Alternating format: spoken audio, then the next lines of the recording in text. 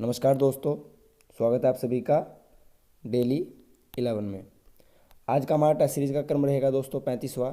इससे पहले 34 सेशन आ चुके हैं, उनका लिंक आपको डिस्क्रिप्शन में मिल जाएगा या फिर आप चैनल की प्लेलिस्ट में जाकर भी उनको देख सकते हैं। हमारे जो छात्र नए हैं मैं उनको बता दूं, टेस्ट सीरीज़ में दोस्तों 25 क्वेश्चन रहते हैं, 10 उत्तराखंड, 10 जीके, 5 हिंदी से। अंत में आप मुझे बताते हैं आपने 25 में से कितने अंक अर्जित किए। पहला क्वेश्चन आपके सामने उत्तराखंड का प्रस्तुत है। बड़ा ही सरल प्रश्न है दोस्तों।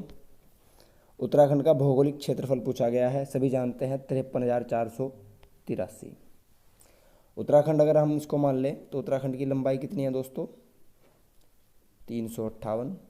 चौड़ाई कितनी है? 320। चीज़ों को याद रखिएगा। आगे बढ़ते हैं। अब यहाँ पर दोस्तों क्षेत्रफल की बात की गई है।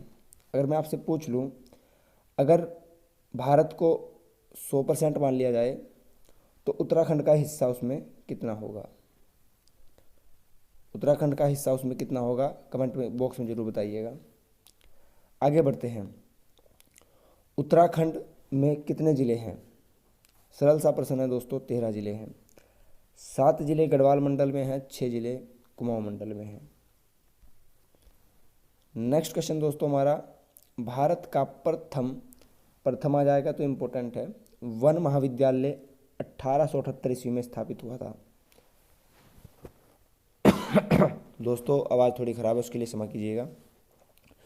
ऑप्शन ए यहाँ पर FRI देहरादून बिल्कुल सही है दोस्तों। Forest research institute of Dehradun बिल्कुल सही। ऑप्शन ए यहाँ पर करेक्ट होगा। सन याद रखिएगा 1878। क्वेश्चन आपसे रिवर्स करके पूछा जा सकता है, भारत का प्रथम वन महाविद्यालय FRI देहरादून कब स्थापित हुआ था? तो सन पूछा जाएगा 1878। नेक्स्ट क्वेश्चन दोस्तों, भारत हैवी इलेक्ट्रिकल्स लिमिटेड यानी कि BHEL, आंसर आप समझ गए होंगे, हरिद्वार रानीपुर। ठीक है। अगर यहाँ से आप H हटा दें, BEL, तो क्या आंसर होगा दोस्तों?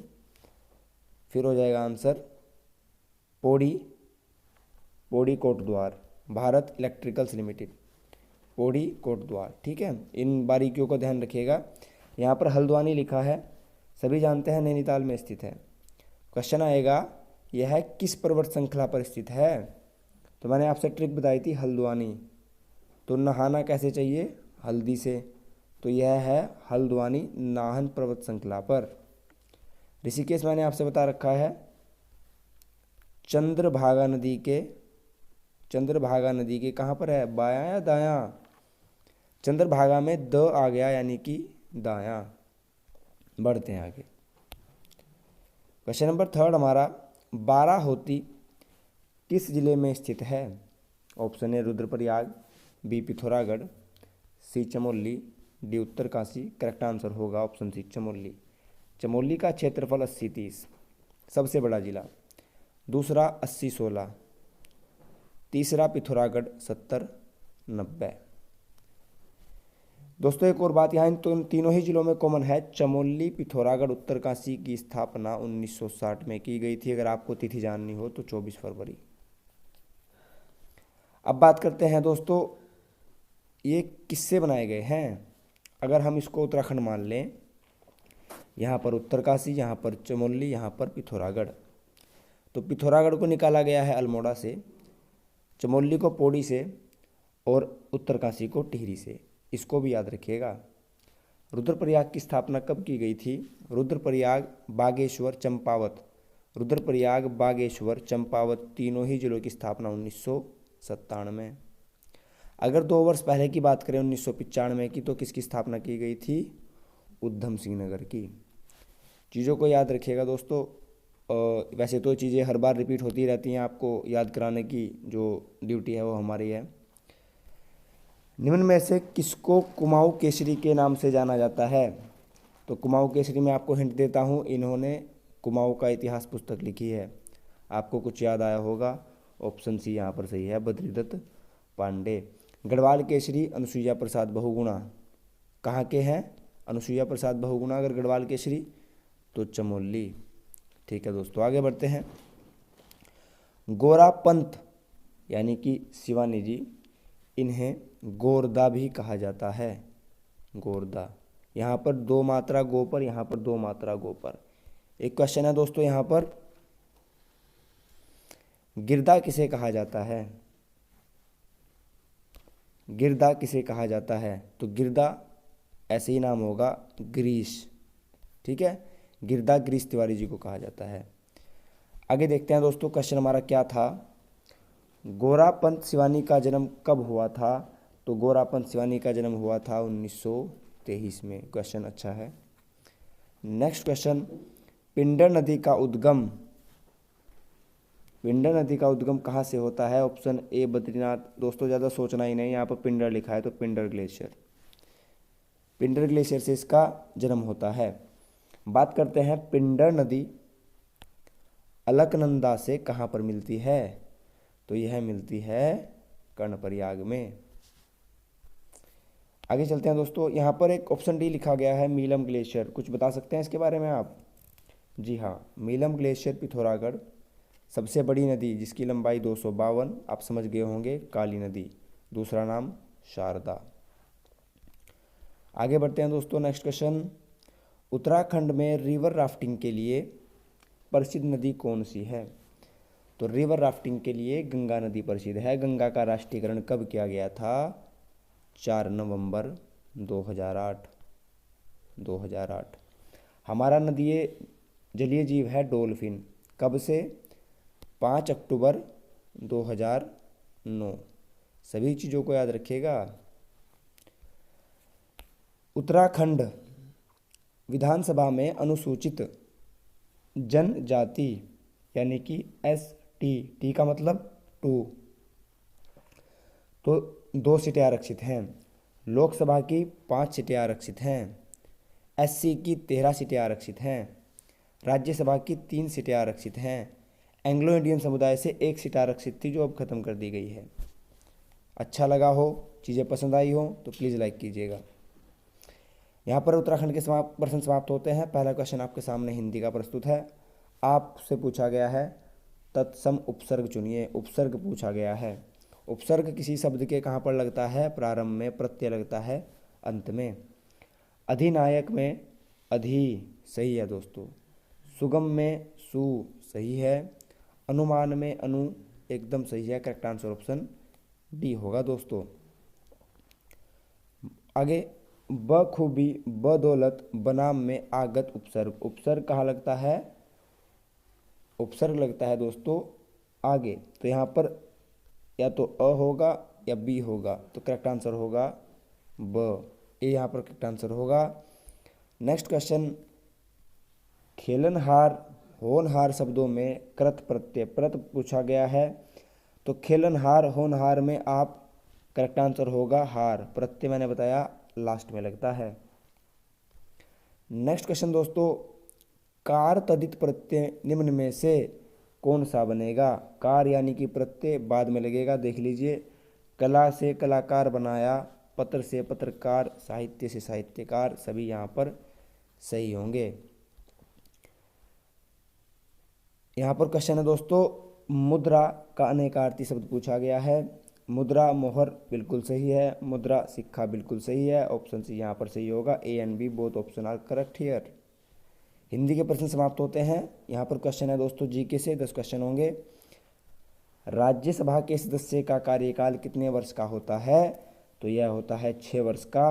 प्रत्येक दूसरे वर्ष 1/3 सदस्य का रिटायरमेंट होता है दोस्तों। यह एक स्थायी सदन है, इसको भंग नहीं किया जा सकता, इसको याद रखिएगा। यह प्रथम सदन है और इसे उच्च सदन भी बोला जाता है। जो लोकसभा है उसको निम्न सदन बोला जाता है तथा निम्न सदन तथा, मैं रिपीट कर देता हूं दोस्तों, ध्यान से सुनिएगा। राज्यसभा को उच्च सदन बोला जाता है, लोकसभा को निम्न सदन बोला जाता है, लोकसभा को प्रथम, राज्यसभा को द्वितीय सदन बोला जाता है। अब बात करते हैं उत्तराखंड की। राज्यसभा में हमारे यहाँ 3 सीटें हैं, लोकसभा में हमारे यहाँ 5 सीटें हैं। कौन सी 5 सीटें हैं?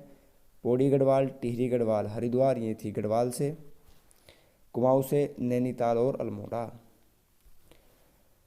आगे बढ़ते हैं दोस्तों, राज्यसभा का पदेन सभापति कौन होता है? तो राज्यसभा का पदेन सभापति, पहली बात तो पदेनीय होता क्या है?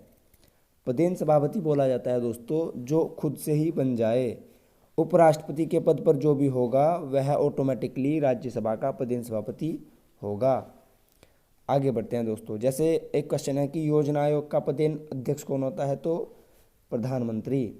अब बात योजना आयोग क्या ही, तो योजना आयोग की स्थापना कब की गई थी? योजना आयोग की स्थापना की गई थी 15 मार्च 1950 में। योजना आयोग का नाम नीति आयोग कब कर दिया गया? 1 जनवरी 2015 में। इन सभी चीज़ों को याद रखिएगा दोस्तों। निम्नलिखित में से कौन स्तनधारी है? स्तनधारी कौन है आपसे पूछा गया है। समुद्री घोड़ा सही है, समुद्री सिंह सही है, समुद्री गाय स्तनधारी नहीं होता। करेक्ट आंसर होगा ऑप्शन डी, जिसमें बोला गया है option B and C are correct. Next question, dash Lok Sabha की कार्यवाही में भाग ले सकता है? सिर्फ भाग लेने की बात हुई है दोस्तों, तो यह ले सकता है भारत के महान्यायवादी, अनुच्छेद 76। जो कार्य केंद्र सरकार में महान्यायवादी का होता है वह राज्य सरकार में महाधिवक्ता का होता है। तो महाधिवक्ता का जो अनुच्छेद है वह है 165। अब एक शब्दावली आती है महानियंत्रक परिषद, महानियंत्रक महालेखा परीक्षक, जो शब्दावली है अनुच्छेद 148, नियंत्रक महालेखा परीक्षक।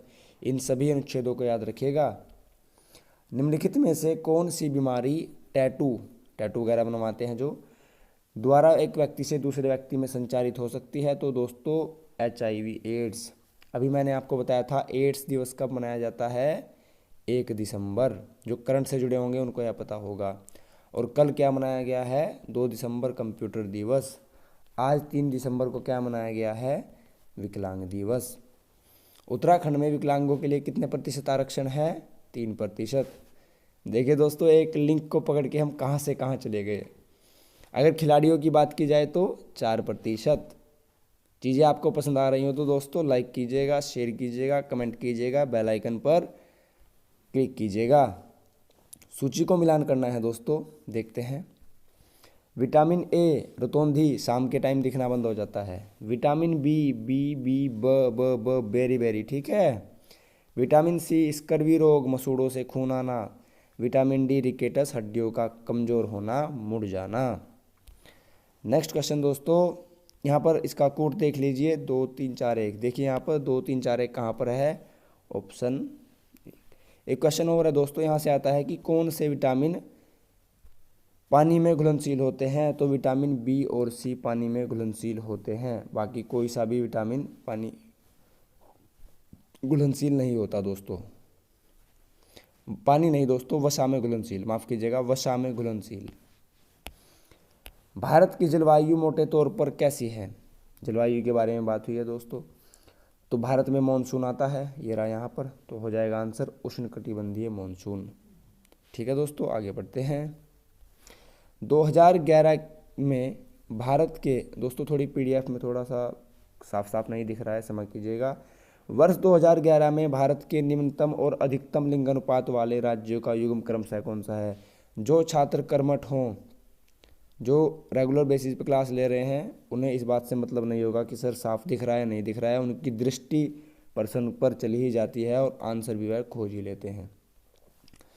आपसे पूछा गया अधिकतम और न्यूनतम लिंग अनुपात, अधिकतम हरियाणा और न्यूनतम केरल। ऑप्शन है यहाँ पर करेक्ट था दोस्तों।